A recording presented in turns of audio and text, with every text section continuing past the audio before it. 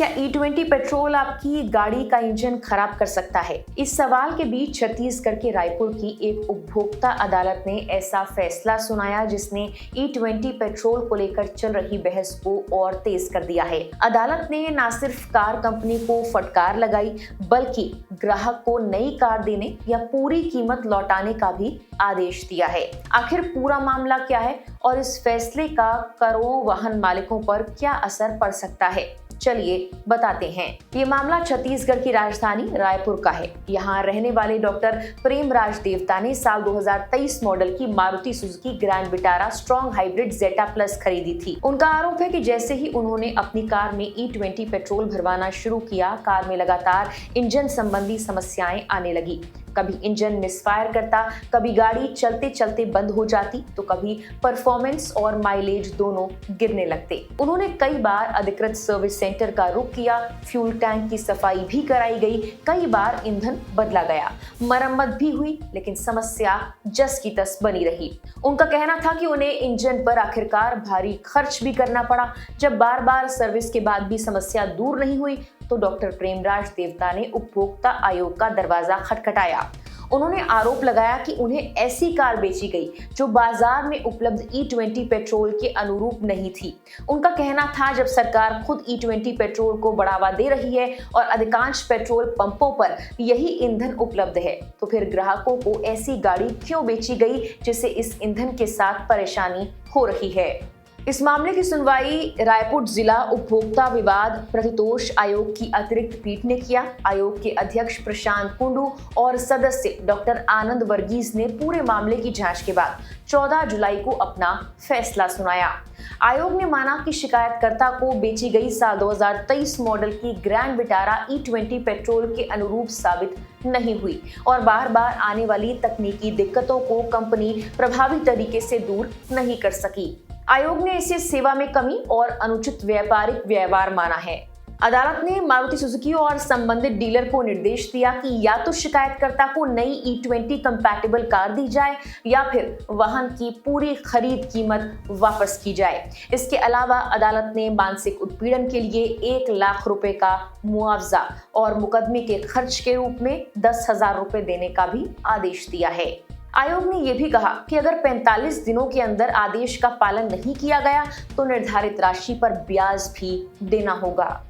हालांकि इस मामले में मारुति सुजुकी और डीलर ने अदालत में अपना पक्ष भी रखा है। कंपनी का कहना था कि ग्रैंड विटारा E20 पेट्रोल के साथ पूरी तरह अनुकूल है और वाहन में आई खराबी का कारण E20 ईंधन नहीं है, बल्कि सामान्य घिसावट, रखरखाव की कमी या अन्य तकनीकी वजहें भी हो सकती हैं। कंपनी ने E20 पेट्रोल और इंजन खराब होने के बीच सीधे संबंध को स्वीकार करने से इनकार कर दिया है। लेकिन उपभोक्ता आयोग ने अपने आदेश में ये भी दर्ज किया कि शिकायतकर्ता कई बार अधिकृत सर्विस सेंटर गया, फिर भी हर बार वही समस्या दोबारा सामने आई। आयोग ने माना कि लगातार मरम्मत के बावजूद समस्या का बने रहना इस बात का संकेत है कि शिकायत तो की गई, लेकिन शिकायत का संतोषजनक समाधान नहीं किया गया।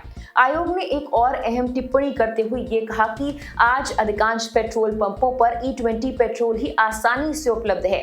ऐसे में आम उपभोक्ता से ये उम्मीद नहीं की जा सकती कि वो हर बार 100% पेट्रोल खोजकर ही अपनी गाड़ी चलाए। यही वजह है कि इस फैसले को भारत में E20 पेट्रोल से जुड़े विवाद का पहला बड़ा न्यायिक फैसला माना जा रहा है, क्योंकि ये मामला सिर्फ एक कार या एक ग्राहक तक सीमित नहीं है, बल्कि उस राष्ट्रीय नीति से जुड़ गया है जिसके तहत केंद्र सरकार देश भर में पेट्रोल में 20% एथेनॉल मिलाने के लक्ष्य को पहले ही हासिल कर चुकी है।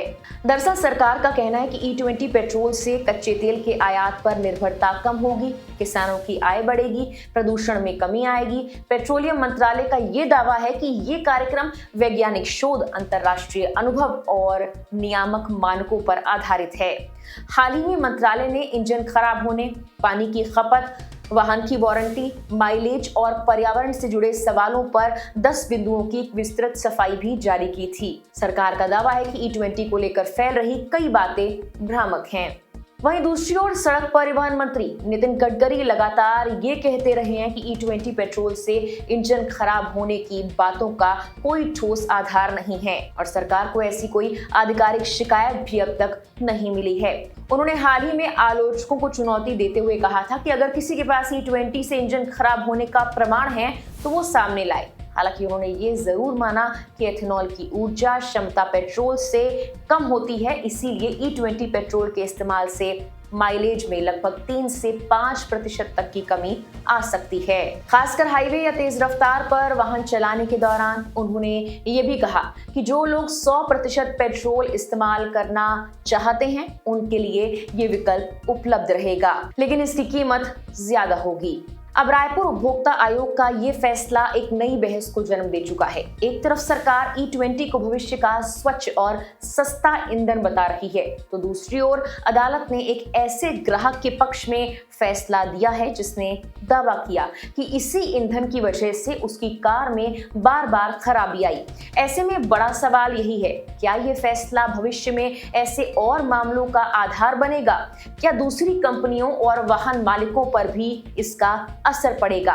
और सबसे अहम, क्या E20 पेट्रोल को लेकर लोगों की आशंकाएं अब और बढ़ेंगी या फिर आगे आने वाले फैसले इस बहस को नई दिशा देंगे? आने वाले वक्त में इन सवालों के जवाब तय करेंगे कि भारत के ईंधन का भविष्य किस दिशा में आगे बढ़ता है। इस पूरी खबर पर आपकी राय क्या है? कमेंट बॉक्स में हमें जरूर बताइए।